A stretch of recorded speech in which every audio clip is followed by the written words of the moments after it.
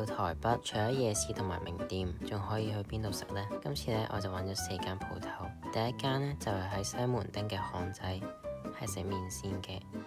第二間呢，就係喺萬華區嘅一間 cafe，飲咗一杯出奇地好飲嘅咖啡。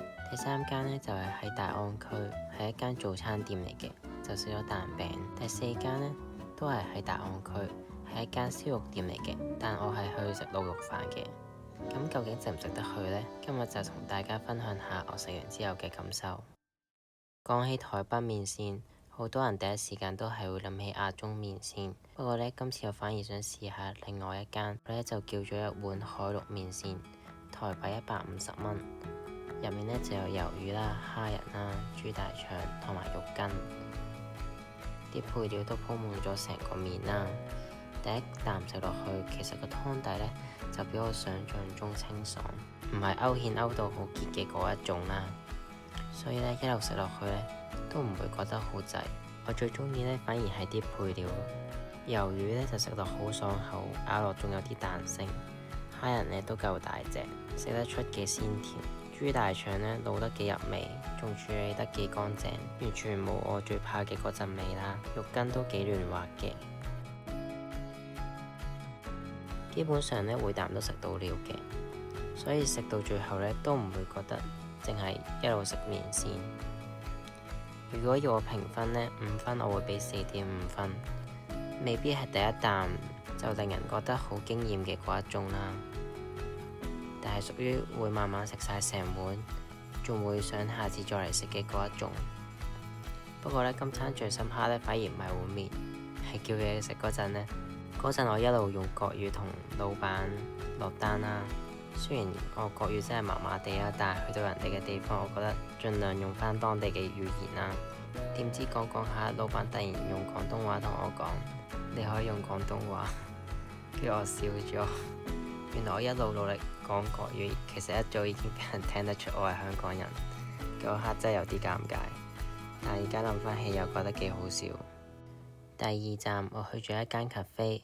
其實揾到呢度呢，純粹係因為嗰日係復活節假期啦，我唔想去啲好多人嘅地方啦，所以就特登揀咗一間比較靜嘅 cafe。我就叫咗一杯西西里咖啡，一件費南雪同芝士蛋糕。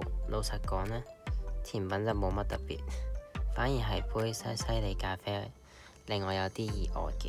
第一啖飲落去呢，我嘅第一個感覺係有少少似維他檸檬茶。檸檬同咖啡本身我以為會好奇怪啦，但係飲落去呢，反而有幾夾喎。酸味呢令到呢杯咖啡清爽咗啦。如果要我評分呢，我會俾4分。另外我幾中意呢間鋪頭嘅一樣嘢就係服務啦，因為第一次嚟嗰陣呢，店員呢好詳細咁講解點樣入場啦，明明就可以叫我買最貴嗰張全日票啦。但係知道我淨係坐一陣啦，就直接同我講：你買最平嗰個得㗎啦。呢種唔會因為做生意而亂咁推銷，我幾欣賞嘅。再加上嗰度環境幾舒服，如果旅行行到有啲攰呢，想揾個地方慢慢坐低咁休息，我覺得呢度幾適合嘅。第三站我就去咗食早餐啦。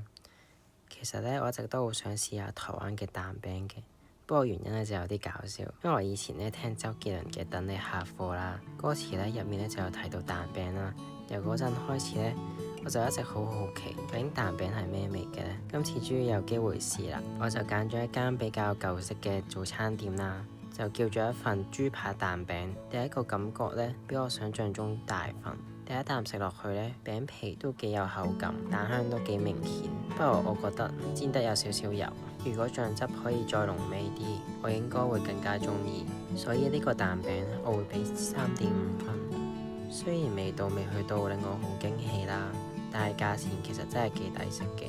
如果你想感受下台灣人平時食早餐係點，我覺得呢度幾值得嚟。坐喺度一路食早餐，見到附近啲街坊不停咁入嚟買外賣，趕住返工，嗰刻反而有種自己唔係旅行，而係融入咗當地人嘅生活嘅感覺。最後一站我就去咗一間燒肉店，不過呢，我第一樣嗌嘅嘢食呢，就唔係燒肉，係牛肉滷肉飯，因為咧見到餐牌有呢個組合咧，我已經忍唔住想試啦。本身咧就冇抱太大嘅期望嘅，因為咧呢度本身係一間燒肉店嚟噶嘛，最出名應該係燒肉。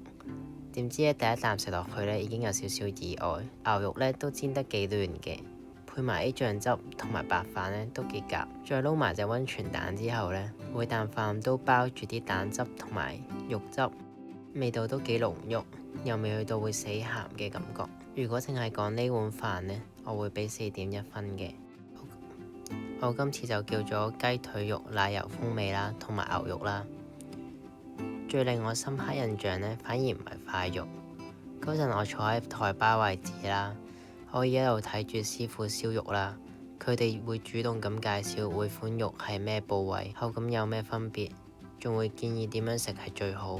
我本身以為坐吧台位置食嘢對住師傅可能會有少少尷尬啦，但成餐飯呢，完全冇呢種感覺，反而覺得佢哋好認真咁對待每一個客人，唔會因為你得一個人就求其應付你啦。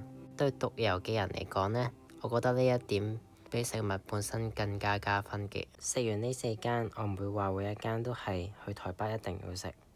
有啲可能唔係最好食，但氣氛舒服；有啲本身冇乜期待，反而食完有驚喜。如果你同我一樣呢，唔想每餐都係排隊等名店，呢啲鋪頭呢，反而可能會帶到一啲唔同嘅體驗俾你。經過呢間鋪頭嗰陣，見到有貓咯，跟住我就忍唔住入咗嚟食嘢。